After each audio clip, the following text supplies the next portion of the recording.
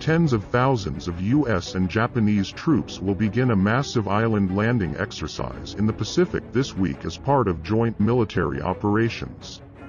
This is seen as a warning to China that Washington backs Tokyo over Beijing's claim to Japanese-controlled islands. Speaking aboard a Japanese warship Monday, Lieutenant General Kevin Schneider, commander of U.S. Forces Japan, said the exercises would demonstrate the ability of the U.S.-Japan alliance to deliver combat troops to defend the Senkakus or respond to other crises or contingencies. Both Tokyo and Beijing claimed the Senkaku Islands, known as the Diaoyus in China, as their own, but Japan has administered them since 1972. Tensions over the uninhabited rocky chain, 1,200 miles (1,900 kilometers) southwest of Tokyo, have simmered for years. With claims over them dating back centuries, neither Japan nor China is likely to back down. Chinese vessels have been spending record amounts of time in the waters around the islands this year, drawing condemnation from Tokyo.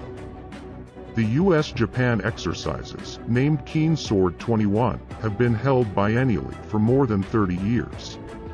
This year's practices run through to November 5th. The prospect of any Japan-China military face-off over disputed islands holds even more gravity because the U.S.-Japan Mutual Defense Treaty obligates Washington to defend the islands as if they are American territory. The U.S. has been steadfast in that commitment, as echoed in Schneider's comments on Monday. In July, U.S. Secretary of State Mike Pompeo included the Senkakus dispute as one of the Indo-Pacific areas where he said China was instigating territorial disputes as part of a pattern of bullying its Asian neighbors.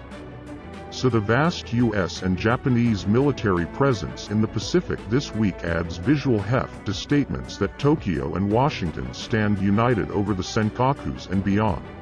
The fleets include some 9,000 U.S. troops, a U.S. aircraft carrier strike group, more than 100 U.S. military aircraft, more than 37,000 Japanese troops, a flotilla of 20 Japan Maritime Self-Defense Force warships, 100 Japanese military planes, plus a frigate from Canada, all focused on landing large forces on islands around Okinawa, 250 miles (400 kilometers) to the east of the Senkakus. Since becoming the Japanese Prime Minister in September, Yoshihide Suga has been pushing Japan's support for a free and open Indo-Pacific.